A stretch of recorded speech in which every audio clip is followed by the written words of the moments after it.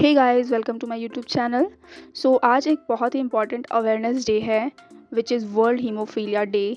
और इस साल का इसका थीम है access to all women and girls are bleed too. आज हम इसी के बारे में कुछ इंपॉर्टेंट पॉइंट्स को डिस्कस करने वाले हैं अपने इस वीडियो लेक्चर में। Let's start with the topic which we will cover in this session. Topics are introduction, blood clotting factors. Third one is types of hemophilia. Fourth, symptoms, causes and diagnosis. And last but not the least, treatment and management. Haemophilia एक rare inherited blood disorder है जिसमें कि हमारे blood की जो clot करने की ability होती है वो अफेक्टेड होती है। ये जनरली तब होता है जो हमारे ब्लड में कुछ क्लॉटिंग फैक्टर्स होते हैं जो कि हमारे ब्लड को क्लॉट करने में हेल्प करते हैं। It results in an increase risk of bleeding and bruising. इसकी वजह से ब्लीडिंग और ब्रूसिंग की चांसेस बहुत ज़्यादा बढ़ जाती है। ब्रूसिंग वो कंडीशन होती है जब इंटरनल ब्लीडिंग होती है और हमारे स्किन पे रेड या डार्क पर्पल कलर के पैचेस हो जाते हैं, हम उसे ब्रूसिंग कहते हैं। ये जो क्लॉटिंग फैक्टर्स होते हैं वो प्लेटलेट्स या थ्रोम्बोसाइट्स के साथ काम करते हैं और हमारी ब्लीडिंग को कंट्रोल करने में हेल्प करते हैं। Next we will discuss about the very important topic which is blood clotting factors. Clotting factors क्या होते हैं?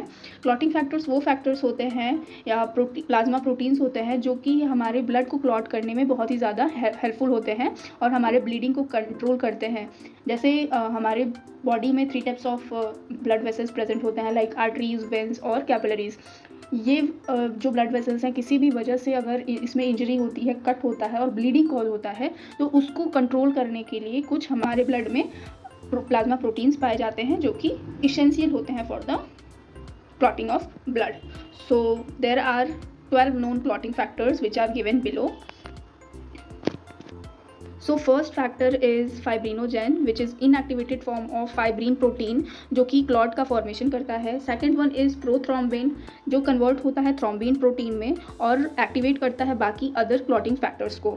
Third one is tissue thromboplastin और टिश्यू फैक्टर जो कि इनिशिएट करता है क्लॉटिंग प्रोसेस को by binding to the factor 7 which is stable factor.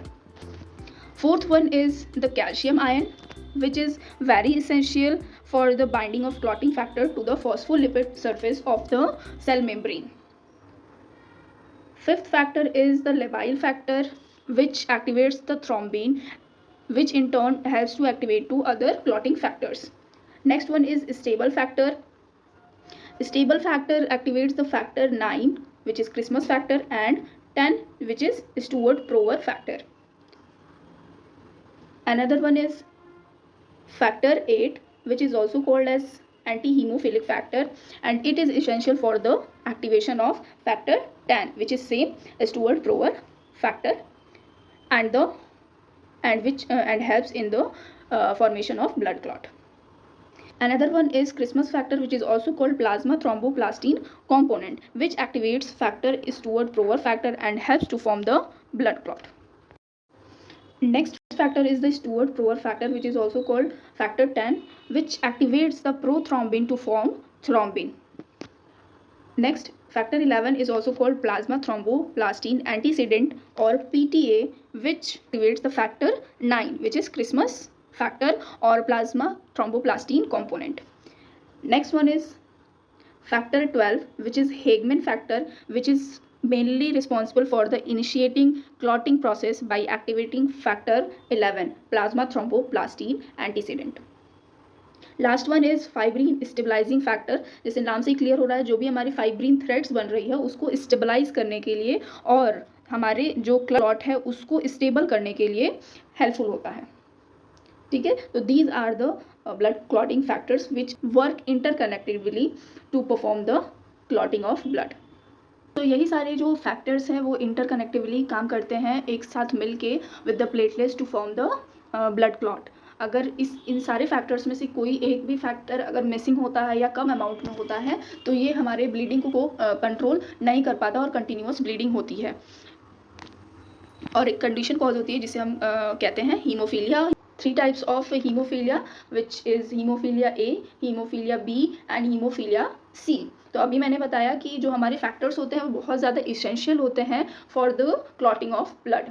तो अगर हमारा जो फैक्टर 8 है, जिसे हम एंटी हीमोफिलिक फैक्टर भी कहते हैं, अगर उसकी कमी होती है तो हमारी बॉडी में हीमोफीलिया ए की कंडीशन डेवलप हो सकती है। Another one is haemophilia B, जिसमें कि हमारा फैक्टर 9 एब्सेंट होता है या उसकी डिफिशियंसी होती है, जो कि क्रिसमस फैक्टर या प्लाज्मा थ्रोम्बोप्लास्टिन कंपोनेंट होता है। Last one is haemophilia C, which is caused by deficiency in factor 11, which is plasma thromboplastin antecedents. ठीक है, तो ये सारे टाइप्स हैं जो कि डिफरेंट फैक्टर्स की डिफिशियंसी की वजह से होती हैं। सिम्टम्स, तो इस पहला जो है वो प्रोलॉन्ग ब्लीडिंग है, जिसमें कि हमारी जो ब्लीडिंग होती है कंटिन्यूअस होती है और लंबे समय तक होती है। हमारी ब्लीडिंग टाइम ज़्यादा से ज़्यादा 2 से 5 मिनट होती है, लेकिन अगर फैक्टर की कमी है तो हमारी ब्लीडिंग की जो ड्यूरेशन है वो प्रोलॉन्ग हो जाएगी। नेक्स्ट है joint pain and swelling, and third one is bruising. Causes क्या क्या है, तो जेनेटिक म्यूटेशन, ये जेनेटिक भी होता है, जैसा अभी हमने आगे पढ़ा था उसकी डिफिनेशन में कि ये इनहेरिटेड डिसऑर्डर है। ठीक है, तो जेनेटिक म्यूटेशन की वजह से भी हो सकता है जो कि इनहेरिटेड होता है।